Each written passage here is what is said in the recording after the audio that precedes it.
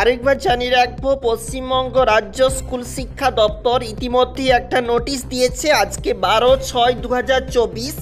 কিন্তু নোটিশটি প্রকাশিত তারিখ দেওয়া রয়েছে 11/6/2024। কি রয়েছে নোটিশটাতে একবার দেখে নেব। কারণ পশ্চিমবঙ্গ রাজ্য স্কুল শিক্ষা দপ্তর ইতিমধ্যেই যে নোটিশটা দিয়েছে, রাজ্যে প্রবল তাপপ্রবাহের জন্য যেখানে স্কুলগুলি তাদের নির্ধারিত সময় অর্থাৎ 11টা বা 10টার পরিবর্তে সকালে করতে পারে, অর্থাৎ লোকাল টাইম বা নির্দিষ্ট সময়ের পরিবর্তে সকালে স্কুলগুলি করতে পারে।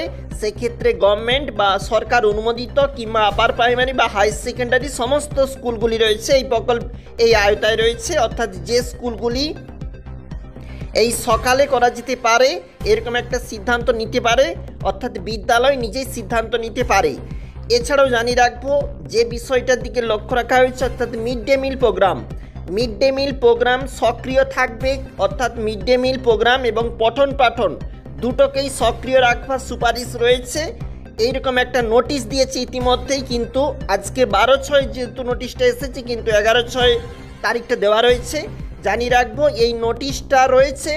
এছাড়াও একটা গুরুত্বপূর্ণ সেটা কিন্তু প্রবল তাপপ্রবাহের জন্য স্কুল ছুটিও ঘোষণা হতে পারে। এই নোটিশটার পরেই কিন্তু আবার একটা নোটিশ আসতে পারে, এরকম জানিয়ে রাখতেছি।